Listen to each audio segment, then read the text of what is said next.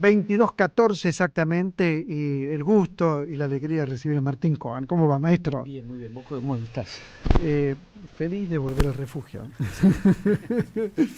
Eh, Pensaba en muchas cosas, ¿no? En las novelas que escribió Martín, que son muchas, ya tantas que, en fin, Dos veces junio, Bahía Blanca, Confesión, bueno, Cuerpo a Tierra, La Vanguardia, muchas, muchas, muchas, y todas muy buenas. Eso por una parte. Y por la otra, tus intervenciones públicas, a través de columnas, eh, a través de la radio, de la televisión, es decir, un intelectual sartreano. Parece que sí. Lo digo así porque tampoco hay algo del orden de una premeditación. Aquí hay productores, yo nunca he movido un dedo para que me inviten, ni no, para nada. Pero al mismo tiempo, cuando surge un interés o surge una invitación, a mí por un lado me gratifica y al mismo tiempo me genera algo del orden de la gratitud. Hay tanta gente, tantos escritores, tantos libros que a uno lo convoquen. Es muy grato. Quiero decir lo siguiente, no es algo del orden de una estrategia que yo diga, bueno, me propuse ser un intelectual sartreano. Escribo, me gusta mucho escribir, soy docente, doy clases y empezó a ocurrir que, bueno, te llaman de un programa o te llaman de un streaming, te llaman de una radio, vas, y el hecho de que en ocasiones se genere cierta repercusión, obviamente me gratifica y me halaga. Quiero decir, no es algo así como una estrategia de intervención, no tengo estrategia. No, pero hay escritores que prefieren, hay escritores que prefieren que no y otros que sí, ¿no es cierto? Y eso, bueno, están cambiando el mix, cámbienlo tranquilos, así se escucha bien Martín, se vino escuchando bien, ¿no es cierto? No, yo valoro mucho esas intervenciones. Es más, eh, el gobierno habla de una batalla cultural y una vez charlando con Martín, dijo, bueno, empezó con algo que por supuesto tenemos que pensar todos, no hay ninguna batalla cultural. Sí, porque es una definición, bueno, como definición genérica muy amplia. Sí, plantean ciertas cuestiones. Yo no alcanzo a advertir la construcción de una expresión cultural para una transformación política. Advierto cierto tipo de intervenciones ideológicas bastante toscas, bastante rudimentarias. A mi criterio no alcanzan a cobrar algo así como un espesor de elaboración cultural, lo cual no quiere decir que no tengan eficacia, dado los tiempos que corren y el estado de cosas en los tiempos que corren. Lo más rudimentario, lo más tosco, lo más burdo, lo más limitado puede llegar a hacer lo que tenga más eficacia. Pero yo trato de preservar una premisa en cuanto a la idea de batalla cultural, que es, si definieran una orientación de una política cultural en el Estado,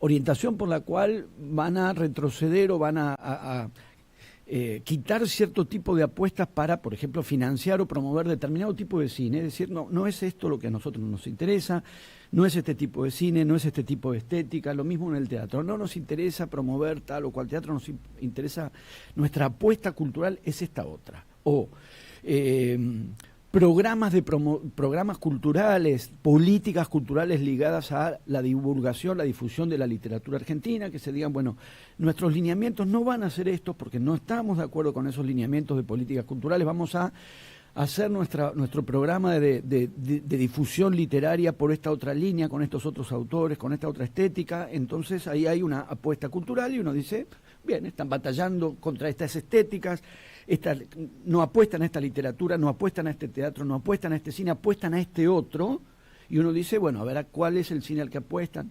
Cuando la apuesta es a que no haya nada, es decir, a que quede librada una dinámica de mercado, que el mercado tiene por supuesto su papel y no se trata de repeler el mercado ni ninguna fantasía de estar por fuera del mercado. Pero si la música fuera solamente la música que funciona de un modo mercantil, la mayor parte o buena parte de la música más valiosa, más valorada, no existiría, porque no es una música que prendió rápidamente en el mercado o que nunca prende en el mercado. Y lo mismo con la literatura, está muy bien que haya una literatura de mercado, los bestsellers tienen una función de entretenimiento y de lectura ligera, que está muy bien porque a veces se puede querer leer para entretenerse y leer ligeramente. No es una cuestión de contrarrestar una cosa con la otra, ni de oponer una cosa a la otra. Pero hay un tipo de literatura muy valiosa, Borges, para poner un nombre rápido, un muchacho que recién empieza. Sí. Una que conocemos, vamos a cantar una que sabemos todos. Bajo un criterio estrictamente de eficacia comercial, o sea, bajo la premisa de que la validez la otorga solamente la eficacia comercial, bueno, la literatura de Borges nunca tuvo eficacia comercial. Adquirió un relieve por el prestigio internacional de Borges y un peso y un espacio de venta en sus últimos años, con un recorrido larguísimo a través de los... Cuando salen el Ficciones y el Aleph, son dos libros que Borges publica en los años 40, no fueron los libros de mercado, no fueron los impactos del mercado. Quiero decir, si el criterio fuese exclusivamente, insisto una vez más, no se trata de rechazar lo que el mercado pueda poner en circulación y que exista un cine comercial y que exista una música comercial y que exista una literatura comercial. Pero si el único criterio de valor va a tener que ver con la eficacia comercial, buena parte del mejor teatro no existiría, buena parte del mejor cine no existiría, buena parte, etcétera, etcétera. Cuando la apuesta es que solo haya literatura mercantil, que solo haya música mercantil, que solo haya cine mercantil, que solo haya teatro mercantil, en realidad es un vaciamiento cultural. Lo que estamos enfrentando ahora es un vaciamiento cultural. ¿No? ¿Cuál es el teatro del mileísmo? ¿A qué teatro apuestan? A ninguno. ¿Cuál es el cine al que apuestan? ¿Qué idea tienen sobre el cine? Ninguna. O yo no alcanzo, si alguien sabe me avisa. Ninguna. Cuando desfinancian los programas de divulgación de literatura, cuando vacían las políticas de provisión de libros a las bibliotecas populares que existen en todo el país, no están haciendo una apuesta en lugar de cierto tipo de literatura, apostar a otra y decir vamos a dar esta batalla cultural. Ahora queremos una literatura que sea así, así, así. Están simplemente desfinanciando, es decir, vaciando. Pensaba cuando te escucho, pensaba en que esto ocurre en toda la estructura del Estado. ¿Y cómo lo vivís desde la universidad? Que es otra de las cosas que al gobierno le molesta muchísimo. Evidentemente sí, y además tocan algo, bueno, todo lo que tocan y dañan es penoso. Pero entre el puñado de cosas que en la historia argentina han salido más o menos bien, que no son tantas, por eso me salió sin un puñado, porque no son tantas que uno pueda decir esto que bien salió, que orgullosos podemos estar como argentinos de tal cosa o de tal otra. Hay cosas que sí, obviamente. Voy a mencionar una de las que sí. La educación pública argentina. Si no se entiende por qué le ponen Domingo Faustino Sarmiento, ya que están con ganas de rebautizar, por qué le ponen Domingo Faustino Sarmiento al CCK. Si van a despreciar la educación pública como la desprecian.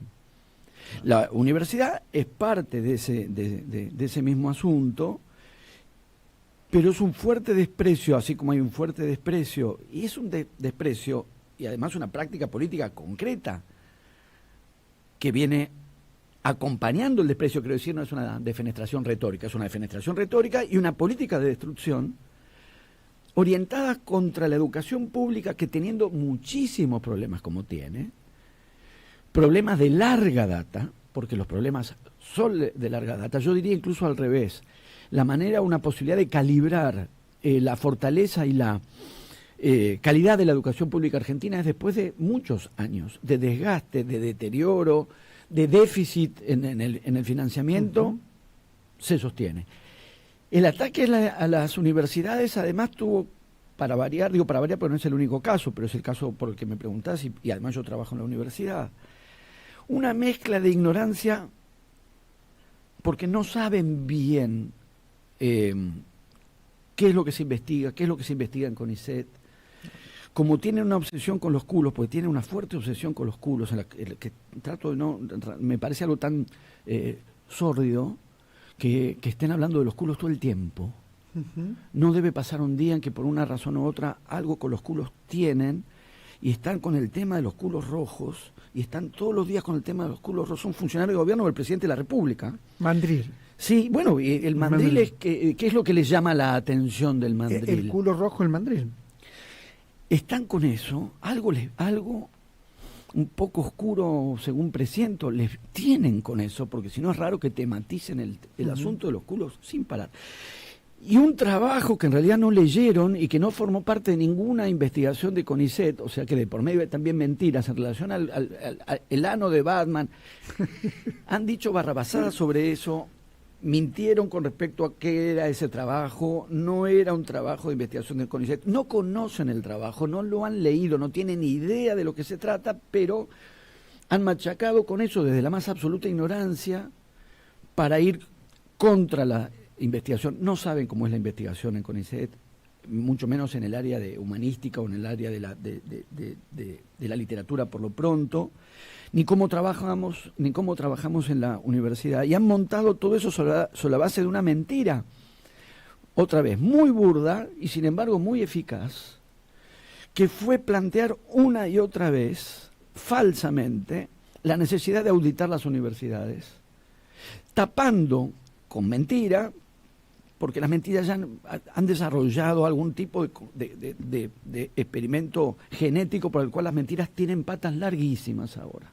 Lo de las patas cortas no corre más. No, bueno, por ahora por lo menos, porque andan, esas mentiras andan y tienen unos trancos. Las universidades están auditadas, ya están auditadas. Instalaron el debate ridículo, pero además falaz, de si había que auditarlas o no, cuando están siendo de hecho ya auditadas por auditorías internas y externas, con una institución cuya función es efectivamente auditar las universidades, que en los últimos meses no auditaban porque el Poder Ejecutivo no nombraba a los que tenían que hacer ese trabajo, que las universidades piden, no solo admiten, piden. Entonces es una mezcla horrible de desconocimiento, agresividad, desprecio, mentiras. Y con eso han ido y siguen yendo contra una de las... Yo trabajo en la Universidad de Buenos Aires, pero conozco universidades de todo el país porque en 10 días viajo a una actividad en Rosario. Conozco la Universidad de Córdoba, obviamente conozco la de La Plata. Trabajé durante muchos años, alrededor de 10, en la Universidad de la Patagonia, en Trelew y en Comodoro Rivadavia. Yo, como cualquier colega, circulamos y conocemos el trabajo de nuestras universidades y el nivel de trabajo es excelente, y si no es mejor, porque podría ser aún mejor, es porque falta el financiamiento que una universidad necesita para funcionar realmente bien. Y ese problema, que también es de larga data, toca ahora con el actual gobierno un punto crítico.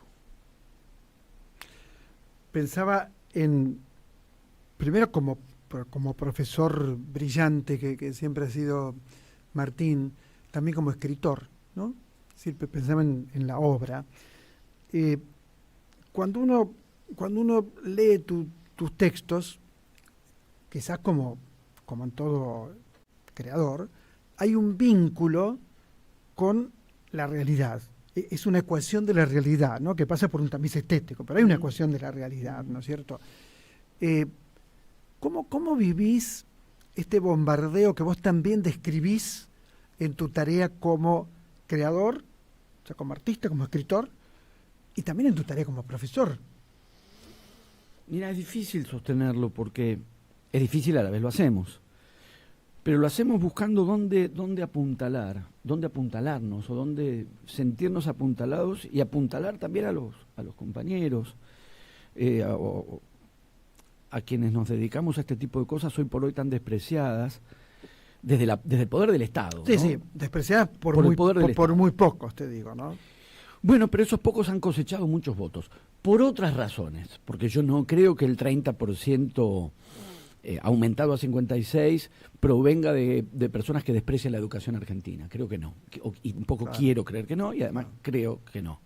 No creo que ese 30% luego aumentado a 56 crea que no hay por qué apostar a políticas culturales en la Argentina, que la Argentina se puede permitir no tener políticas culturales y que la cultura sea, como decíamos antes, lo que el mercado diga, la música comercial, el cine comercial, el cine de pochoclo, y solamente, no tengo nada contra el cine de pochoclo, pero sí tengo algunas posturas en contra de que exista solamente el cine de pochoclo. Como no tengo nada contra la literatura de entretenimiento, pero sí tengo bastante contra el hecho de que haya solamente literatura de entretenimiento. El asunto es que se ha montado desde el poder del Estado, e insisto, efectivamente yo también creo y quiero creer, y necesito creer, que ese desprecio no es general. La adhesión al actual gobierno tuvo que ver con otros factores y otras condiciones, y quienes aún conservan alguna esperanza con respecto a que las cosas puedan mejorar, yo entiendo que también sostienen esa esperanza en algunos elementos que no son defenestrar la educación pública, que no tienen que ver con defenestrar las prácticas culturales, que no hay un 30% de la población que piensa eso. Ahora, el poder del Estado sí, no solo lo piensa, sino que lo practica. Y convivir diariamente, los propios funcionarios de gobierno, empezando por el presidente de la República, tienden o pretenden desestimar eso, atenuar eso como un problema de formas, como si las formas fuesen un asunto menor, o pretenden además reducirlo a, bueno, sí, grita o dice malas palabras, y me parece que esas disminuciones en realidad distorsionan el asunto, no se trata de eso. Y igual podríamos decir, ¿y por qué las malas palabras? Ha llegado el caso. Digo, las malas palabras donde no van. Claro. A veces van, pero donde no van, no van. No desestimo la cuestión de las formas, no me parece que sea un problema decir malas palabras. Es la práctica continuada y sostenida del desprecio. Y es muy difícil emprender una tarea cuando desde el aparato, lo hacemos, ¿no? Lo hacemos con convicción. Pero cuando el poder del Estado y el aparato del Estado está montado para una campaña continua de despreciar lo que hacemos, bueno, es fatigoso. Hay tantos mensajes, imposible leerlos todos, ¿no? Qué placer escucharlos, Osvaldo, qué bueno que estés acá. Maravilloso Martín y su lucidez. Ojalá Martín esté antes de las 11, está antes de las 11, quédense tranquilos. Un intelectual comprometido con convicciones a favor de las mayorías. No, pero eso es muy aumentativo. Mira, no es para tanto. Soy docente, me invitan muy generosamente, voy a donde me invitan en la medida que puedo y me preguntan y yo digo lo que pienso. No es más que eso. Yo les agradezco mucho, pero es demasiado, no ni tan ni comprometido, ni bueno, voy a las entrevistas y conversamos. Eso los foráneos, estimado Martín, y fundamentalmente lo que viene del norte, la educación pública despreciada, la fruta no cae lejos del árbol, alguna razón debe haber que nuestra universidad estén siempre entre las mejores del mundo, cosa que es verdad, está entre las mejores del mundo, ¿no? Bueno, hay muchos mensajes, pero ocurrió hoy algo lindo que lo vamos a compartir con él porque es para él, ¿no? Maya Eva Subeldía, de 15 años, 16 en realidad, porque cumplen unos días, estudia en la escuela bilingüe pública llamada Juan B. Justo del barrio Montecastro. En la materia de lengua, con la profesora Patricia Schneider, trabaja en la intertextualidad, ¿no? Que sería un cruce de textos también, ¿no?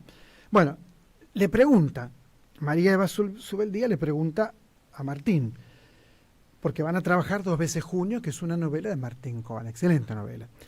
¿Considerás que existe una relación entre Operación Masacre y 2 veces junio desde la intertextualidad? Si es así, ¿es la obediencia un elemento que conecta estas 2 obras? Lo que pasa es que agradezco infinitamente la pregunta, que es muy halagadora para mí, porque integra en una misma formulación 2 libros que, bueno, a mí, algo que haya escrito yo es muy halagador, pero Operación Masacre son palabras mayores. Esta tarde di clases sobre Operación Masacre, así que tengo muy presente Operación Masacre de Walsh, porque estuve esta misma tarde dando clases, así que es muy halagadora la sola idea de no parangonar, porque no las está parangonando, pero está poniendo eso, una relación intertextual entre una y otra, y yo creo, lo que yo podría decir, porque entiendo la formulación, además de que me halaga, me interesa mucho la formulación.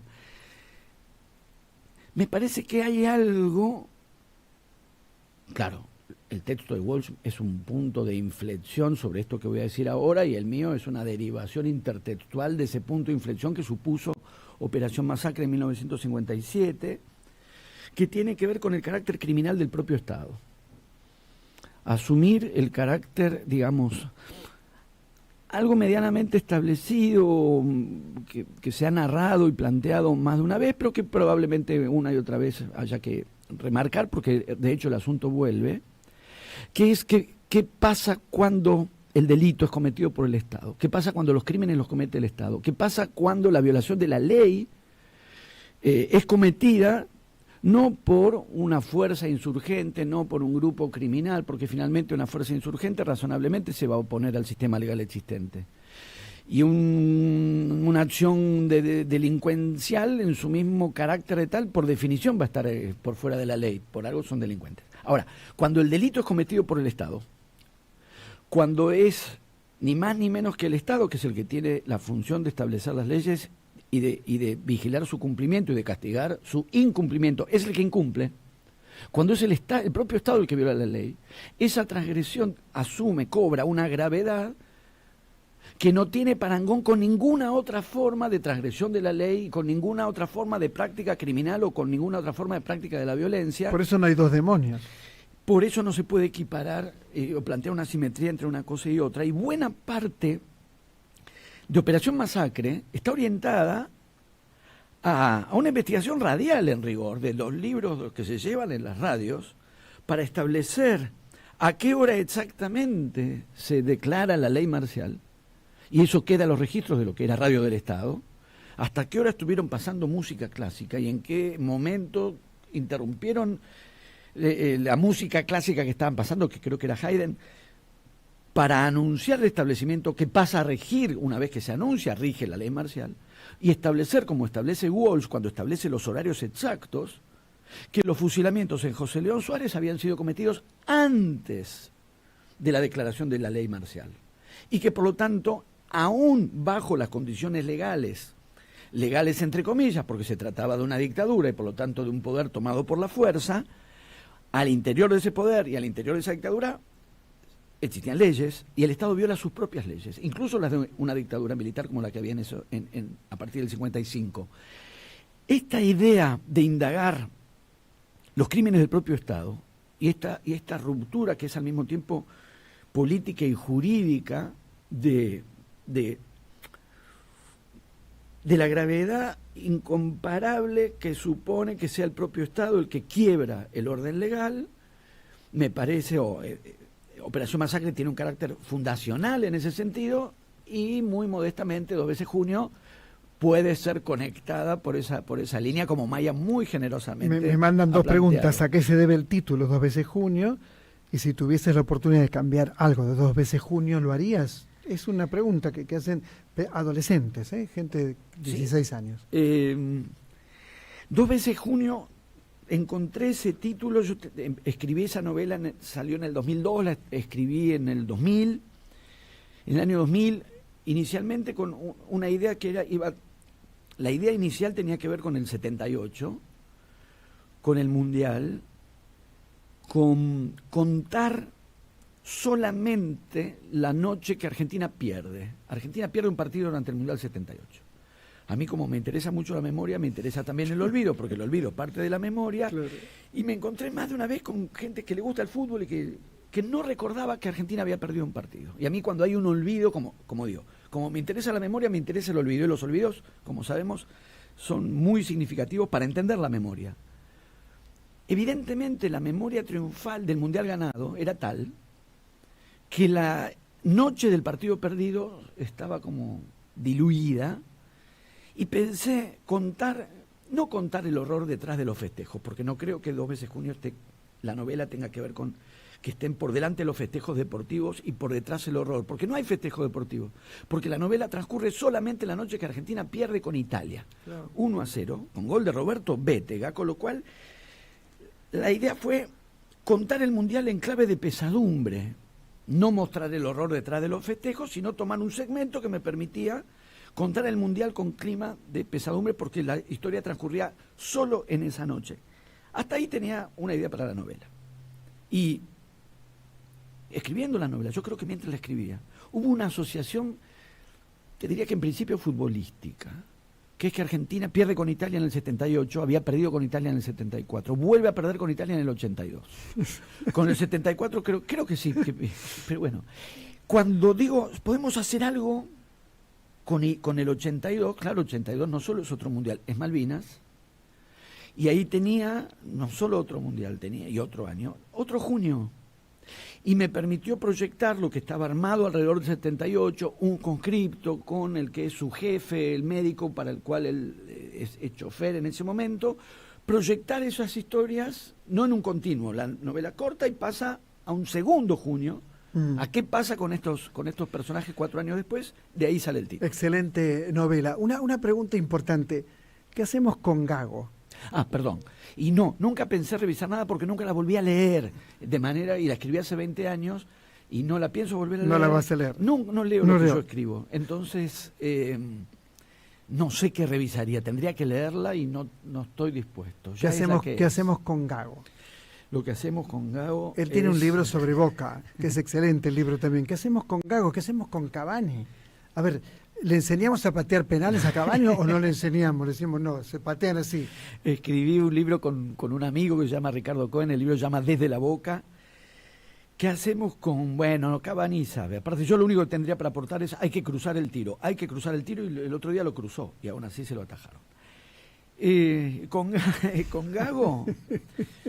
sostenerlo y respaldarlo como si creyéramos en él, aunque no creo. Muy bien. No le tengo ninguna fe. Muy bien. No le tuve ni del día en que fue contratado, pero como quiero que Boca gane, entonces lo respaldo. Lo respaldo sin ninguna convicción, lo respaldo porque es el que está sentado en el banco. Cuando pierde sufrís. Claro. Sufrís mucho cuando pierde Boca. Sí, sufro mucho cuando pierde Boca. Es parte del asunto al mismo tiempo. Es parte del asunto. Si me fuera indiferente, no sería tanta la euforia cuando gana. Así que sí, claro, sufro cuando... Pero estamos complicados. Para hinchas tibios hay otros equipos. Estamos complicados. No, ¿por qué? No, complicado es estar mal en los promedios y correr el riesgo de descender. Eso es estar complicado. Imagínate lo que es Boca, jamás. Que una crisis en Boca es, este año no jugás la Copa Libertadores de América, de la que ganaste 6. Eso es una crisis en Boca. Imagínate si ese es el piso, la jerarquía que tenemos. Sí, el año pasado no fue un buen año. ¿Qué significa un buen año en Boca? No hemos clasificado, fuimos al repechaje, no entramos a la Copa. Eso es un problema en Boca. Revisar lo que es un problema, un mal año en otros clubes. Maestro. Los otros temas me apasionan relativamente, muchísimo. Muchísimo. Muchas gracias. Publicaste un libro para niños, me enteré, El tiempo más feliz. Siglo XXI. Una hermosa idea que pensé que no era para mí, de Laura Leiviker, editora en Siglo XXI, que me propuso escribir para niños y yo con la certeza adecuada, espero no haber cometido un error, pero parecería que no, por lo que ella misma me dijo. Dije, pero yo no sé hacer eso. ¿Y lo hiciste? Sí, si me guío por las lecturas de la propia Laura, en quien confío muchísimo, y los primeros lectores que ya va encontrando el libro, parece que resultó bien. Pero además, por lo pronto resultó bien en la escritura, es decir, disfruté, y eso ya es una pauta, disfruté mucho de escribirlo. Bueno, no tengo más tiempo, ¿no? Pero los oyentes no solo dicen que es un genio, sino que empezaron, ¿qué opina Riquelme? Empiezan, no puedo... ahí lo que yo opino es que Riquelme es un genio, no yo. Ya contesté las dos frases. Próxima novela y listo. La novela ya está escrita y entregada, se llama La Separación, va a salir en Anagrama el año que viene, y estoy escribiendo ahora mismo un ensayo que va a salir por Planeta. Gracias, muchas gracias. Martín Coan, lo escuchaste un rato largo, da gusto escucharlo, pero es un programa de radio y de televisión, creo, no sé. Entonces no puedes estar 4 horas. No es tan nuevo, Osvaldo, lo hacía Badía con imagen de radio. ¿Te acordás? Sí. Badía, lo hacía Badía, es cierto, lo hacía Badía con imagen de radio. Gracias, Martín, muchas gracias. Deja tu mensaje en nuestra línea de oyentes de WhatsApp, 11 3200 0530. Somos Radio AM500.